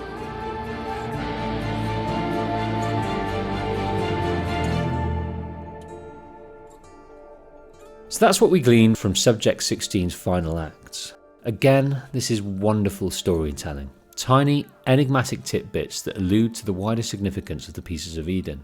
Al-Mualim alluded to its uses prior to his in the hands of Jesus, for example, but for these puzzles to hint at well-known figures from the recent past was exhilarating. And what this did do was reframe slightly the reputation of the apple as a tool for evildoers, because we see Gandhi and Houdini and Roosevelt, all people who left a positive mark on history. And it invites us to see within the law that power is subjective and exists on a spectrum not polarized into good and bad. My only disappointment from my first playthrough of the game was that I left the completion of the glyphs until after completion of the main story. But a quick word on those puzzles. Man, those puzzles. I'm convinced they are far too complicated and challenge my IQ to a great degree. In fact, I was only able to decipher about 10% without looking up the answers for the others. I don't think Mensa are ever going to be knocking on my door, but those puzzles were just far too complicated. It didn't mesh with the rest of the games in terms of complexity. I'd be interested to hear how many of you found them simple or tricky as I did, but, be honest in the comments. So I completed these glyphs after the main story. Had I done the hard work of solving these puzzles beforehand, with the help of a guide, I would have prepared myself for what was to come as Ezio entered the vault. As it was, I was so confused. Wow. Okay, to process it. So you'll see from my ramblings after this in a Let's Play I completed last year that I didn't get it. I wasn't prepared for the game to take such a turn. I didn't really grasp before this the concept of the ones that came before. If you read and process all the content given to you within the Codex pages and the Subject 16 messages, it becomes both clear and intriguing at the same time. The problem being is that the game is in isolation does not prepare you for this ending, and for me was very jarring. Ubisoft do not force you to understand Subject 16 and the pages. They don't lead you by the hand in the more in-depth lore. I think this decision was made so that people could come to the game just for the gameplay loop and forego the wider significance of the lore's origin. But I think it needed something, because what is revealed in the vault It's far too out of context to not jar in a bad way. It wasn't a holy fuck moment as it should have been, it was quite literally a what the fuck moment. The findings of Subject 16 should have been more tied in with the main story. It could have been more explicit in the cutscenes. I felt a little bit like Ezio, oblivious, confused, angry, and demanding answers. What? Who is Desmond? I don't understand. Please, wait. I have so many questions. Being explicit would have mitigated my furrowed brow and echoed sentiment of Desmond's words as Minerva mentions his name. What the fuck? But having said that, it aroused enough intrigue for me to want to know more. So like most, I did the hard work to find out, completing the glyphs, forums, YouTube. So having processed it afterwards and enjoying on subsequent playthroughs, I think this twist in the revelation of the ones that came before is a marvellous ending, and equally as exhilarating as AC1's twist at the end with Al-Mualim and the introduction of Subject 16, if not more so. Man, humans were designed not by evolution of a divine being, but by a superior race, and we as humans rebelled against our masters. We kicked their butts, got through a cataclysmic event by the skin of our teeth, and rebuilt and founded our own order and way of being. Except we didn't. That was dictated to us by the few, utilising the objective control that we fought to free ourselves from. The struggle for freedom continues, and is championed by a group we know nothing about. No longer in plain sight in Masyaf, but a secret group that operates from the shadows as Altair intended. But on the horizon is this threat of another cataclysmic event, where the sun could eradicate us for good if we do not heed the warning of the ones that came before. Isn't that incredible? What a setup for more adventure. I'm certainly excited to dive headfirst back into Brotherhood and remind myself what happened there. I've only played it once during a playthrough last year, and I can't remember most of it. No wonder these games have turned into a franchise spanning many games on many platforms, books, graphic novels, audio narratives. This is one of the finest premises for a saga I've ever come across. The scope for adventure is so vast, but with a story so precious, did Ubisoft do it justice? From my incomplete knowledge of this franchise, I sense not. Subscribe and hit the bell in readiness for my thoughts on that in future critiques. Let's talk about the two main characters in the game, one we know and one we don't. Ezio is in many ways a refreshing change to our experience with Altair, far more relatable. Altair was groomed as an assassin from a very young age, a becoming that was not focused on in any way. We meet him as an arrogant yet talented assassin who uses his words sparingly. We know very little about his history or inner monologue, and because of this, he is inaccessible to us. Safety and peace, Altair. On you as well.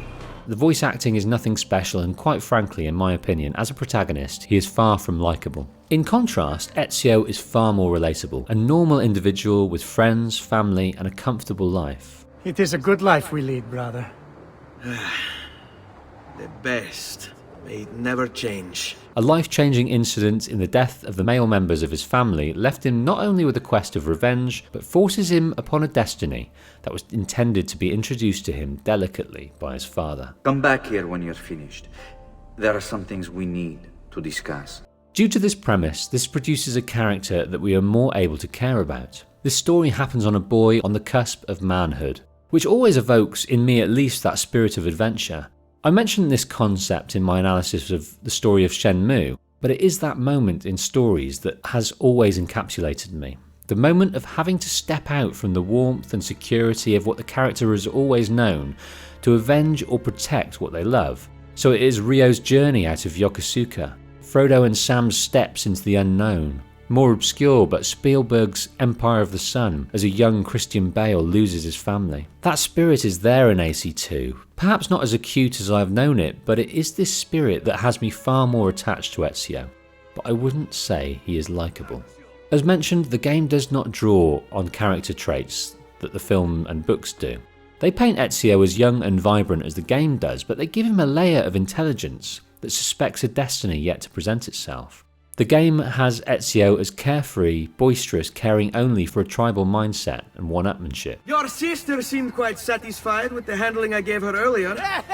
He enjoys the trappings of his wealth and status and the effect that his good looks and charm have on women. And frankly, he comes across as dim, clumsy, and oblivious. May I come in? Fine. but only for a minute. A minute is all I need. Indeed.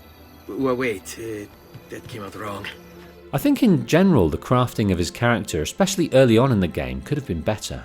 An example of this, Ezio is obviously brave and gung-ho, but we have to remember that at the start of the game he's a boy. So when Leonardo plays a trick on him, suggesting that he is to lose a finger in order to wield the hidden blade, he is quick to respond. Bene. Do it quickly. At this point, Ezio knows little of the assassins. He is also pretty oblivious to his father's involvement, and in a split second, he consents to having his finger removed. What does he care about this contraption? He can already handle himself with a sword, enough to not need to lose a finger. This is an example of the wider problem with the crafting of Ezio's character. It rushes to certain situations, and we do not get a chance to feel his transformation and character arc. Is he likeable? I think so, but Ubisoft's clumsy approach to storytelling lets him down.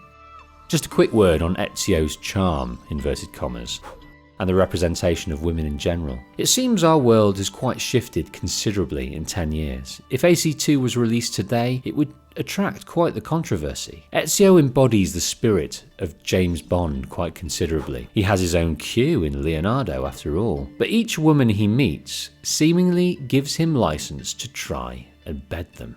Madonna. Ah, Sister Theodora.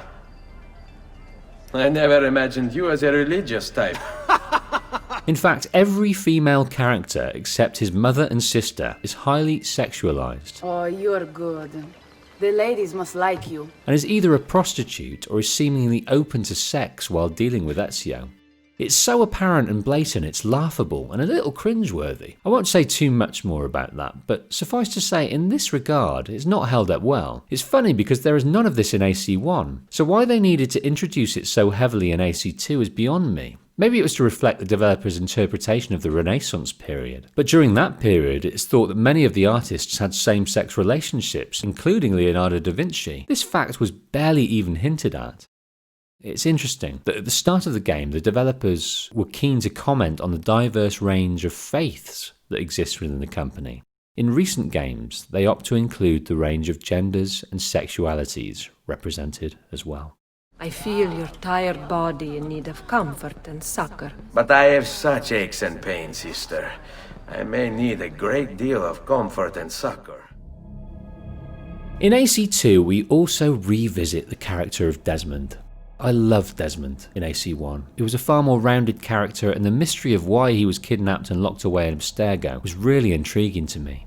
He's also voiced by Nolan North, in whose acting allows for a more rounded, relatable character. I also really enjoyed how in AC2 we picked up the story directly after Lucy had persuaded the upper management of Abstergo to keep him alive. They were now on the run. In AC2, Desmond is still that same guy. Yet I didn't have such a great connection with him this time. I think because his story has less grandeur to it. At least right up until the final scene when he realised that he has a significant part to play in safeguarding humanity. But up until that moment, his job, his only job, is to enter the Animus and train to be an assassin. We don't learn much more about him. Indeed, his job in the story is for us to find out more about the assassins, which in itself I found very interesting. Desmond is great, but I feel his story was shortchanged in AC2. So what we have in AC2 are 4 main Inception-type levels of narrative that we've dived into. At the very outer level, we have young Ezio. His life is turned upside down and his motive in response to this is revenge. We then have a current struggle in Italy between the Brotherhood of Assassins and the Borgia-led Templar Order, and this taps into a third and wider level of this struggle through time that extends from the moment Adam and Eve were cast out with the apple to the present day with Desmond and the dwindling assassins versus Abstergo. And at its base, we have this impending danger that deems all other levels insignificant because it threatens all of us, all of those levels. A situation where power, control and greed would mean nothing because it threatens to end the world as we know it. I can't express how much I love this story, the promise of it. And why this story is so entertaining is that the premise is so powerful that it shines through even the most clumsy of storytelling. Having said that though, the story is such a precious opportunity and deserves to have the very best writers to take it forward. But having experienced this game and dipped into the franchise randomly playing some subsequent games, I know this isn't always the case. In AC2, the presentation of the lore and history of the game is masterfully presented. The Auditore Tomb, the Codex, Subject 16, it seems to me these were given to different writer teams because these are so exquisitely presented, and the story of Ezio and Desmond is in most parts poorly presented. There are great moments, namely the execution and the vault reveal, but because the setup is so clumsily done, it loses its power. But there is power in there. I'll perhaps guide you through my enjoyment of the story, which does draw on other aspects of the game like activities, side quests, and combat, which I'll go into in more depth later on in the critique. But let's talk about the story's pacing. So AC games, as we know, are separated into sequences, chapters that chart a period across time that allows the story to be told. Sequence 1 is the setup, the refresher, the tutorial, and despite all I said previously, I love the opening section. In 2012 it picks up right after AC1 finished and reintroduces us to Desmond and Lucy and their escape from Abstergo. It's high octane, interesting, and I ache to know more. We are also introduced to the character of Ezio and the beautiful world of the Renaissance. The story setup culminating in the inciting incident that sets up our journey of revenge and discovery. Running alongside this, we are introduced to many of the activities we'll be treated to later in the game. We can already see the immense scope of the game in comparison to its predecessor. Despite multiple playthroughs, I never fail to enjoy these opening hours. So it's safe to say that at this point, the player is high as a kite. Sequence 2 does well to carry on this energy while being sympathetic to Ezio's plight. Suddenly, the town we felt born to be a part of turns against us and we really feel a fugitive. The atmosphere is wonderful as more of the assassin's skills are introduced to us, like blending and the much improved enemy detection system, the social system. We're also introduced to the Q-like Leonardo who applies his genius to our arsenal of weapons and skills, which we use to take down the treacherous Alberti. Adrenaline is high, our quest has been forged. The Auditore are not dead! I'm still here! But then we must leave this exciting town, this town of fun and promise, and lock ourselves into a fairly linear story progression. Sequence 3 has us travel to Monteriggioni to meet Uncle Mario. We travel, we fight, we learn of our origins, but this sequence has some of the more clumsy storytelling, as well as the most sparsely populated of the locations in terms of things to do. It also features group combat that I found to be the weaker of the styles to undergo. With the pacing of any story, it's good to take a breather and allows the energy to be ramped up again when the viewer is refreshed. However, in Sequence 3, the pacing nosedived, and what should have been an exhilarating infiltration of San Gimignano to end the life of Vieri fell flat as well. On subsequent playthroughs, I was always itching to get through this section to introduce the economic system and start earning, as well as partake in some of the side activities. So at the end of Sequence 3, although feeling flat, I'm glad to be moving on. And Sequence 4 does pick up. We return to my favourite town of Florence, meet a few friends, get introduced to some more side content in tombs, as well as foil an assassination and commit one of our own in Vieri's father. It doesn't quite reach the fever pitch in terms of 1 and 2, but we're back and have the opportunity to experience more of the world. I must comment on this at this point, on the pitfalls of keeping a story energised whilst in an open world sandbox environment. It's tough. It relies on the player to regulate their own pacing to a certain extent, to remember the story and carry the emotion of the protagonist into the next story setup. AC2 makes this especially tough as nowhere are there reminders of story summaries of the current plight you are facing. When you view a main mission icon on the map, it does not produce a reminder of the actions you're about to undertake. So back when the story was new to me, I would often lose the thread whilst indulging in some map laundry, washing it clean of icons that can be quickly mopped up. And as a side note, that's what I love about this game, and subsequent open world games that this franchise has spawned, seeing where on the map the next main story objective is and plotting what tasks you can tick off the list before you arrive there. A tower, a few chests, pick up a codex. Maybe I'll leave that tomb until later. I'll do that beat-up event though. And that is what can affect story pacing as much as any failure on the developer's part to tell it. Sequence 5 starts to reveal the fine target kill target structure of the game that was so ably masked in previous sequences. There are 5 men now to kill in quick succession. We don't know them too well as they are only briefly introduced, so the pacing drops again.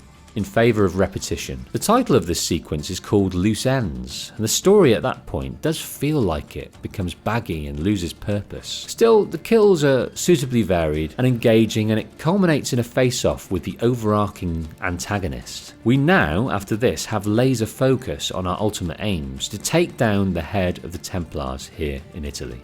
So as Sequence 6 arrives, I guess we are pretty tired of the seek target, find target, hit target formula, and Ubisoft provides us with a well-earned break. We're moving on to a new town, which is exciting, but before we get there, we engage in a brand new and pretty exciting, at least the first time you play, gameplay mechanic. Operating a runaway coach and horses while being pursued by Templars. It's a good sequence. You meet and flirt with Caterina Sforza, earn safe passage to Venice, and before we get there, we merge from the Animus and catch up with 2012. It's all pretty interesting, exciting, a great transitional sequence. However, it did highlight the sparsity in comparison to AC1 of the plight and thoughts of Desmond, but I welcomed more info on the assassins as well as more background to the new characters in Sean and Rebecca. As Sequence 7 starts, we are introduced to Venice and the Thieves Guild run by Antonio. I was itching to crack on and view the city, and the opening of the sequence felt a bit stifling. But there was an interesting protection section where we have to protect a girl, then see that girl to safety in a boat. Ubisoft doing well to add more variety to the gameplay loop. Venice is a great city to play in, the largest by far and suitably differentiated with architecture, style and geography from Florence. It's also the scene of the lion's share of the gameplay within the game, and some of it starts to feel like filler. I enjoyed my time with Sequence 8 through to 11, but there were introduced more and more targets that seemed to draw me further away from my target of Rodrigo. I was pumped by the tease of Rodrigo in Sequence 7, but the more seek, find, kill targets were introduced, the less interested I became. You know what they're doing, they're trying to add value, but they did their best to flesh out this filler with variants on the gameplay loop.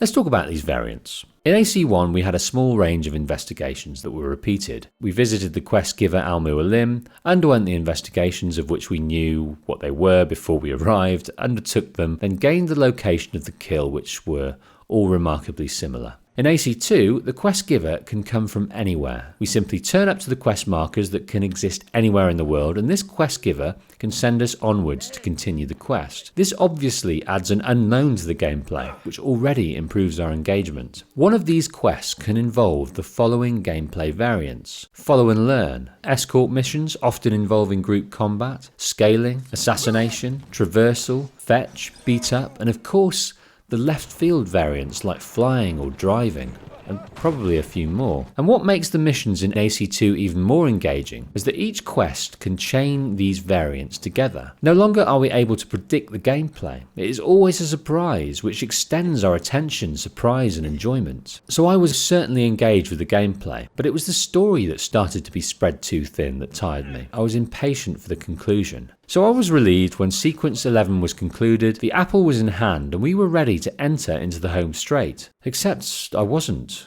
because I had the Ezio collection. The remastered version, which in AC2 included the DLC sequentially added before the finale of the game. I had another 4 hours of gameplay before I could reach the story's conclusion, and it, in my opinion, was not a good 4 hours. Sequence 12, or the Fully Under Attack DLC, involves helping Caterina Sforza stop a siege, an attempt from the Templars to get back the apple. Except this involved a great deal of group combat, which, as I mentioned, I found terribly tedious. The sequence concludes with the apple finding its way into the hands of Friar Savonarola, who used the apple to take puritanical control of Florence. Sequence 13 sees Ezio look to end this power and take back the apple. The premise of this sequence on paper is fantastic. I love the history of the Bonfire of the Vanities, how one man could take control and change a culture so much in a short space of time. From the Renaissance attitude of free thinking, creativity and learning to one of pious living, doing so by literally burning works of art and books and any other object of vanity in the street. I wanted to adore this sequence, an antithesis to the Florence we had seen before, but the gameplay loop at this stage in the game was extraordinarily tedious. Ubisoft thought they were being clever, showing off almost. Hey, look at the content we can give you. And what they give us was a sequence of 9 assassinations, culminating in the takedown of Savonarola. This intentionally mirrors the 9 targets given in the entirety of the first game. Ubisoft saying, hey look at how much bigger and better AC2 is, look at all this content. They even gave a nod to the scholar mechanic of sneaking into the city walls. It raised a smile in me, but the tedium of taking down these uninteresting targets was too much. At least in AC1 you were treated to a philosophical monologue after a kill. In AC2 it was just empty content. But with that out of the way, the final furlong was before me. Infiltrating the Vatican to reach Pope Borgia and the Vault. This involved some nice stealth kills and group swordplay before meeting Pope Borgia in the final boss battle before the glorious mindfuck as we open the vault. So in conclusion, the pacing of the story in relation to the gameplay was way off in my opinion. The opening sequences started strongly, but the middle section spread this story far too thin. This was compounded by forcing us to experience the DLC before the finale of the game. Although the mission structure and gameplay loop is worlds apart in engagement and quality than its predecessor, it started to work against the flow of the story and started to tire. But what I did find odd is that when able to undertake this gameplay loop on my own terms, as bite-sized chunks in side content, I was kept constantly engaged. The races, the beat-up events, the assassination contracts were all great fun, but when chained together in conjunction with intentionally stretched out narrative, it became intrusive. As I continue my critique of this franchise in future videos, I'm sure this problem will persist. I'm not looking for spoilers here, but what's your favourite story in terms of pacing within the franchise? What kept you engaged right up until the final sequence? Put spoiler-free comments down below. So this concludes my critique of story in AC2, but I touched on the activities within AC2 which are extraordinary. Let's run through things to do. Sorry to keep bashing AC1, but as I'm sure you can appreciate, it was criminally underpopulated with things to do. There was 9 men to assassinate given by one quest giver with a sparse repetitive loop of investigations, most of which you did not need to complete. That gameplay loop, thank goodness, is completely gone. Now there are numerous quest givers who dole out over 100 missions, each drawing from a pool of 15 mission types. No one wants to see how the sausage gets made, and in AC1 we knew exactly what was coming next. AC2 offers us surprise and adventure, another huge reason why this game is great. In AC2, the increase in activities is ginormous. Here's a by no means exhaustive list of activities you can amuse yourself while off the main path. Some of these I shall go into in more detail later. Towers return, with far more climbing complexity. Beat-up events which add variety by having a story attached. Feathers, a collectible that actually has some purpose and meaning. A quest to honour the memory of a lost brother and to comfort a grieving mother, with weapons and clothing up for grabs. Treasures to find and boost your coffers. Courier missions. Bite-sized timed missions delivering engaging letters for the troubled people of Italy. Races, pitting your traversal skills against the thieves. Assassination contracts, briefly introduced quests with a further opportunity to bloody your blades. Templar lairs, interior locations testing your combat and traversal skills with treasure waiting for you on completion.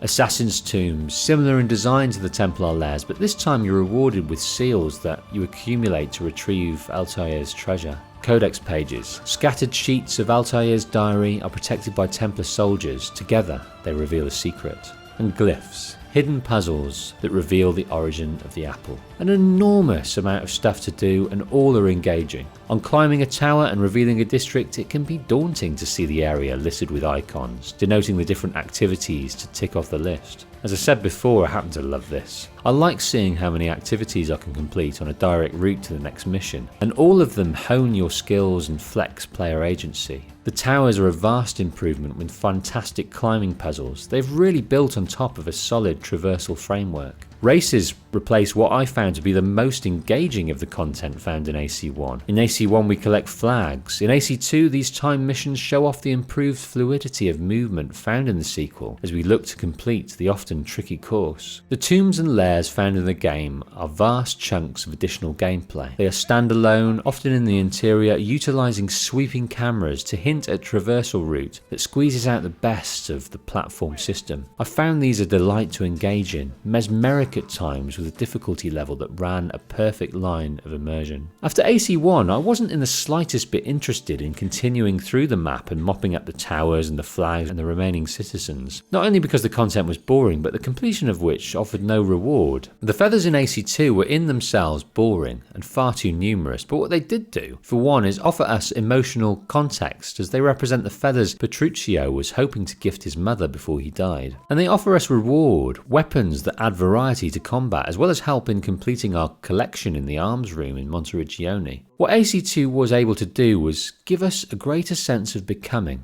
an assassin, becoming rich, becoming skilled, becoming whole. This idea of becoming is another reason AC2 was far more engaging, and thus a far better game. But in creating Assassin's Creed 2, Ubisoft did not throw the baby out with the bathwater. AC1 was a proof of concept, and what did prove to be worth developing was the lore, which we've already discussed, as well as the movement and combat. Let's discuss these now.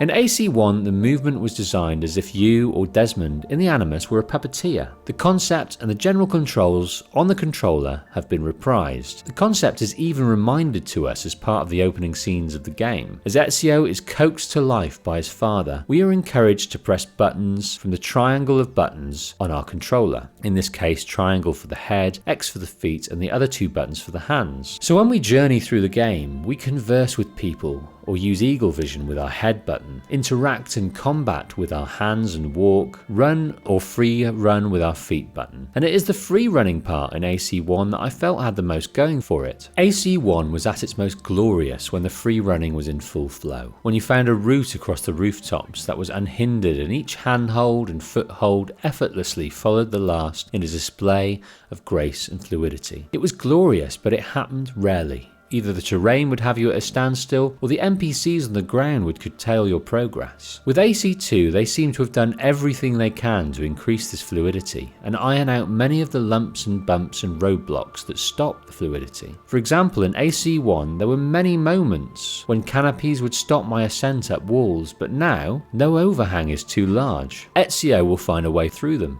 The motion of climbing seems to be quicker and more fluid too. There are moments when you get caught on texture or the animation when climbing obstacles becomes sluggish, but on the whole I seem to reach a state of movement flow far more often and for far longer too. The movement calibration of AC2 is still much more weighted towards realism than I'd like though. I'd like to experience a little more weightlessness when climbing things and whip up a bit quicker. I think I'd prefer that. I wouldn't be sure until I experienced it. I mean, climbing and traversal in a game like Infamous I found to be too floaty, but I'm convinced there is a sweet spot. There wasn't too much climbing in Horizon Zero Dawn, but what there was, I always thought felt really good. Just the right speed and weight, a solid realism to enjoyment ratio.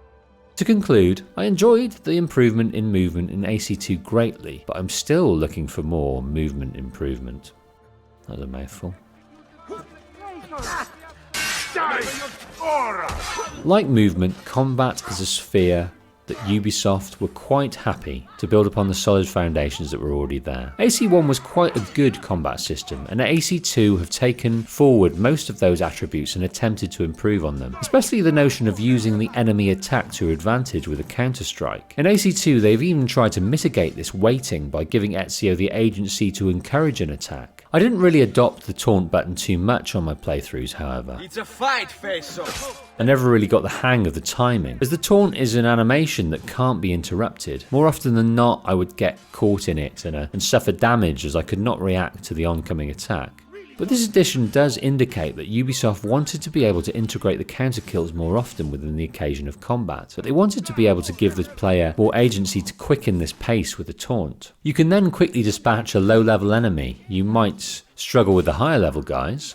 In AC1, the enemy types and shapes were the same. They just improved with rank. In AC2 we are treated to enemy types, which does improve combat and masks its repetition for longer, as well as the normal guards who, like AC1, differ in strength and abilities depending on rank. We now have brutes, large gentlemen wielding heavy weapons. Whilst in swordplay, trying to counter these guys would just hurt. Then we have agiles. These guys are weak but can catch up to you quick and cause damage. Then we have my favourite, the Seekers. These pike-wielding foe are very difficult to overcome, especially when combating a group, but what is both great and disappointing about all the enemies is the following. In AC2, you can grab and use their weapons. In many areas, AC2 opens up the possibility of combat by refining and adding certain abilities. You can use the Hidden Blade as a perfectly good weapon in close combat now, which I was delighted by to start with. Whereas using a sword might not earn you a counter kill, countering with Hidden Blades will do so far more often. When I cottoned onto this, I found myself ignoring the swords and daggers altogether, and just adopting either the Hidden Blade or using bare fists, because the insta-kills with the blade and being able to steal an enemy's weapon and quickly ending their life with it was too awesome. Having a sword equipped, even a good one, meant you can attack an opponent without waiting for a counter, but this gets boring fast. Bashing and bashing in a rhythmic motion wears down the enemy, gradually until you arrive at the kill animation. It gets old very quickly. The whole combat system still feels really disjointed, and does not allow the opportunity to feel flow and attack gracefully. There are wonderful moments in there, and they usually coincide with experiencing those kill animations, which are many and varied. It's a rush to be able to kill so beautifully, and they really are beautiful. Take this man very fast. Another addition in the game is moments when you need to fight with others or protect them from multiple enemies. I found this addition a mess, with zero fluidity to it. I disliked these set pieces and always dreaded them as part of my replays. Helping Mario's mercenaries in Sequence 3, escorting Lorenzo and Rosa at the Battle of Forli, just dull. The combat was much better when all guards were focused on you and you could plan your attack better. One thing you could do when guards were distracted was get an instant kill by stabbing them in the back. That never feels like it's meant to happen, it often feels like a cheat or a workaround. I didn't enjoy combat in AC2 much, even though there was far more agency in the weapons we could collect and use. AC1 had a sword and a dagger, but AC2 allows you to buy weapons and keep them for posterity in the armory at the villa. It's cool to see them all on display and enjoy them for the attributes and animations they afford.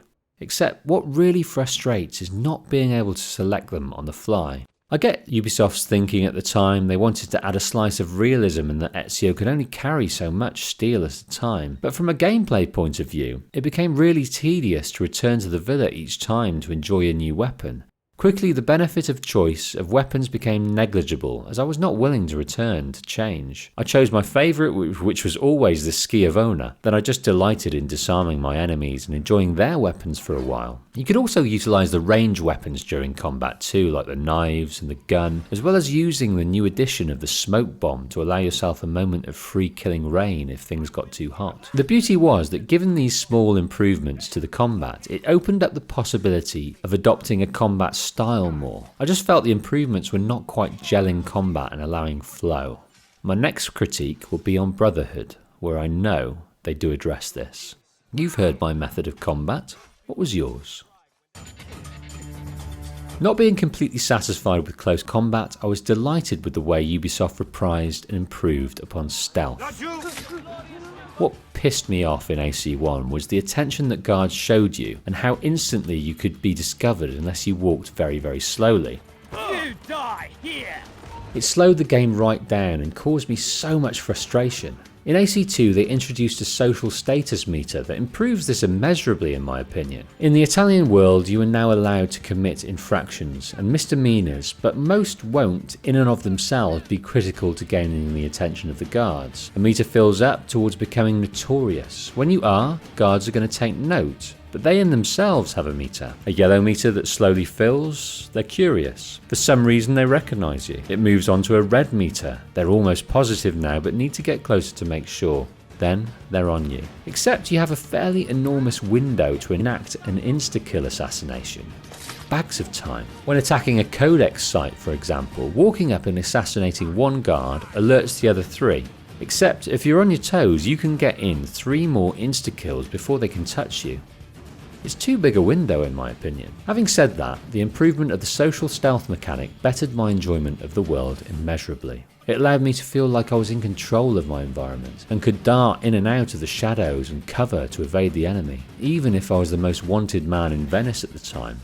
But this notoriety is of course not permanent, and I love the ways in which you can reduce it. When you become notorious, your map is festooned with icons. Some are posters you can tear down, some are for heralds who you can bribe to stop heralding your presence to the city. I delighted in paying them, then killing them, then taking my money back. A cheat to redeem your anonymity for free. The final and most effective method is to kill an official. This meter was a welcome addition, but to be honest, after a while, I just ignored it. Even in full notorious mode, I could confidently avoid the guards. I even turned off the meter in the HUD and turned off the icons that littered the map. If I came across a poster, I'd take it. That became the only lip service I paid to the mechanic. Same with the health. Once you had the fighting down, health was rarely an issue. Even if you hit rock bottom, it would take 2, 3 or 4 hits before desynchronization occurred, and even then you would respawn as if nothing happened. I would turn off the health meter, and because I was pickpocketing guards for other resources on a regular basis, I always had a medkit to hand, so when during combat health became low, I just hit left on the D-pad to return to normal. I think what this indicated is that they went too far the other way with the enemy detection system. It could have afforded to be slightly harsher, because one of the additions that they introduced is a detection zone around the area that the guards are aware of you. If you run away and leave the zone, you become anonymous once more. Again, I like this freedom, far better than its predecessors. I just think it became a little too easy. Like Ezio's health bar, if it was a little less hardy, it could add more jeopardy and therefore more fun to the combat. In any game I play, if I can stealth my way through, I will. Even though I'm not always the most subtle of gamers, I enjoy the process. AC2 allows you to use the factions, the allies that are built into the story. You can employ their services on the street and they will work for you to allow access or easy passage. Courtesans are my favourite. 150 florins will allow them to use their wiles and proactively lead guards away from an area. Stealth always brings exhilaration for me. Close combat often left me cold. One thing AC2 lacks is a decent boss fight. The kills preceding Rodrigo Borgia act as sub-bosses. The build up to them is fun, but the actual kill itself is too quick and cheap. The big boss fight sees the fusion of Ezio's skills with the power of the apple. You will give it to me! As you wish. Mirroring the tactic that Al-Mualim used in the first game, Ezio duplicates himself and uses that advantage for the real Ezio to get in strikes from behind. Ubisoft wanted to create a boss fight worthy of a finale, but frankly I found it quite ridiculous. To get attacks from behind, that was the method, and when it transitions to a fist fight stripped of weapons and powers, it gets just silly. I don't know if the Spaniard is supposed to still be tanked up on Isu energy, but I found it very strange that such a rotund man could have such resistance to Ezio's pounding, especially as he is able to give a wonderfully crafted and coherent monologue while receiving that pounding. It's God that dwells within. Because we move on swiftly to the revelation in the temple, it is quickly forgotten, but this fight does let the game down. I much preferred the boss fight in AC1. In comparison, it's much better crafted. It is indisputable the jump in quality across the board that AC2 made in comparison to its predecessor. I sense that the developers were extremely glad to get the opportunity to honour their original vision, a vision that was seemingly stifled by a deadline that the suits at Ubisoft would not extend to realise. But what AC1 did offer up was a foundation to build on, the foundation of movement to run and scale and transfer between buildings, the foundation of combat to use patience and your enemy's momentum against them, to use stealth to end lives without anyone knowing, and the foundation of a story and lore that has got so many legs that they can never run out of stories to tell. But in making AC2, it was the story that let it down. Not the story itself, but the telling of it, the structure, the pacing, the script, and how that meshed with the mission structure and gameplay. Ubisoft had 2 years to complete this enormous game, and they did so well with the world, the improvement of movement and combat, and the greatest improvement has to be the variety of activities they introduced, not just in the main missions but outside of them in side missions. But the story? They were so sure they had a great story, they neglected to focus on the best way to tell it. I was harsh on them for this, but the fact remains, despite this oversight, I had so much fun playing Assassin's Creed 2. It is a glorious game with a beautiful soundtrack, deliciously immersive with engaging gameplay and a lore that I ache to know more about. Next up is 2010's Assassin's Creed Brotherhood. Before that, join me on this channel by subscribing. Maybe watch a few of the blind Let's Plays related to Assassin's Creed. And please show your enjoyment by hitting like and hitting the bell. And if you would like to contribute to the work that goes into these videos, you can do so via Patreon in the link above now. I'm the Patient Wolf, and this has been Assassin's Creed 2: The Patient Critique.